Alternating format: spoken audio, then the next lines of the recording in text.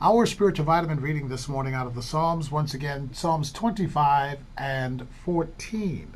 Psalms 25 and 14 in the NIV, it reads as follows: The secret of the Lord is with them. Actually, in the King James, the secret of the Lord is with them that fear him, and he shows them his covenant. The secret of the Lord is with them that fear him, and he will show them his covenant. In the NIV, it reads in a more contemporary vein: The Lord confides in those who fear him. He makes his covenant known to them. The Lord confides in those who fear him. And I just want to talk about this morning for just a minute, knowing that you know. Knowing that you know. My beloved brothers and sisters, one thing I can confess to you that I have over the years learned how to cherish my relationships. I have learned how to cherish and value, for that matter, relationships. And one of the benefits of a meaningful relationship is that the party on the other side that you are in the relationship with, if they feel mutually about you in the relationship, they will be at ease in confiding in you things that they would not normally tell others, because that is the nature of a meaningful relationship. There is a confidence or reassurance that I can share with you things that I dare not or would not share with others. In this, our spiritual vitamin, we find the revelation declaring to us that God will reveal his secret counsel to those that he is in close relationship with. God will reveal his secret counsel to those he is in close relationship with.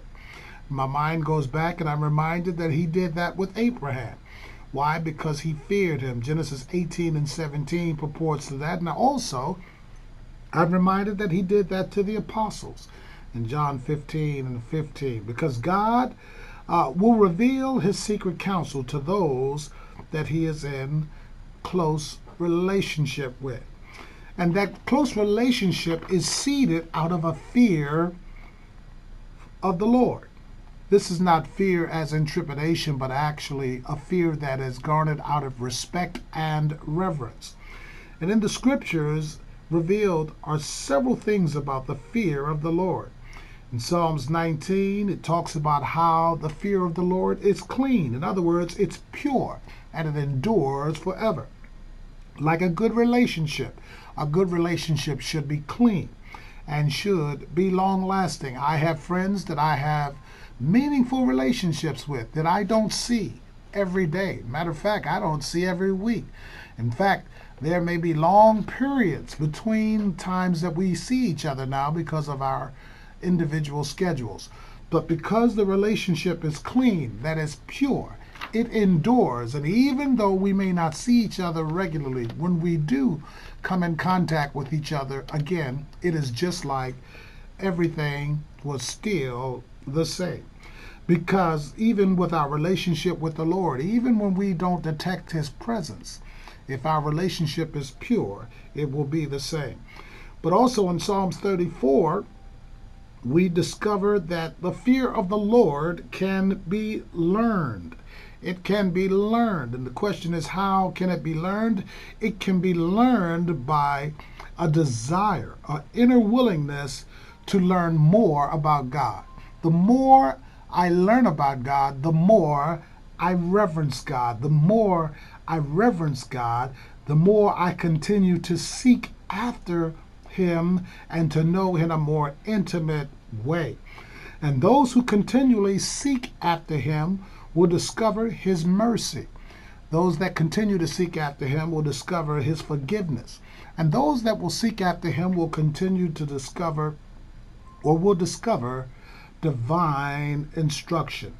And so as we mature in our understanding, this divine instruction or godly wisdom now develops a reverence in us towards God that is demonstrated or exhibited in our approach to life. It takes us into a whole new attitude towards how we want to live.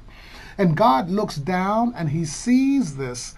And as he sees this, it instills in him a confidence that I can share with this individual because of their desire to be close to me. I can share with this individual because he reverences me or she reverences me. I can open up and allow him to see everything that I am putting in place for his complete fulfillment and enjoyment. And my brothers and sisters, it is nothing like getting to that place where God shows you his covenant. And he will show it to those who fear him. He will do it confidently. He will confide in you. And the thing that is good for us as we get to that place is that we now are better equipped to deal with everything that the adversary will throw our way. Why? Because the enemy does not want us to get into that kind of a relationship with God. The enemy will do everything in his power to keep us from developing that kind of relationship with with God.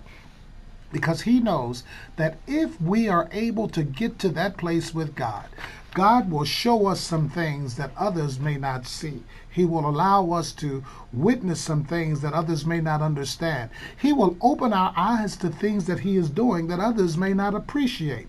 And so when the enemy comes upon me like a flood, like a standard, God will rise up. And what will rise up is those revelations, those things that God has shown me to let me know that I am the head, not the tail, that I am an overcomer. I am a victor and not a victim. And everything that the enemy might try to do to you will not succeed because God has confided in you those precious secrets that make you victorious.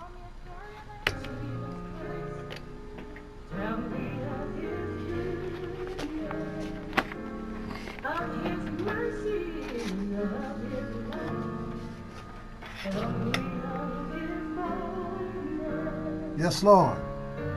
He charged me not to tell of the good works he had done. I must run. The more I seek him, the more I discover about him. The more I discover about him, the more I appreciate him. The more I appreciate him and reverence him, the wiser I get. The wiser I get, the better I walk. The better I walk, the more he notices. The more he notices, the more he shares. Thank God the secret is out. Heaven, good morning, caller.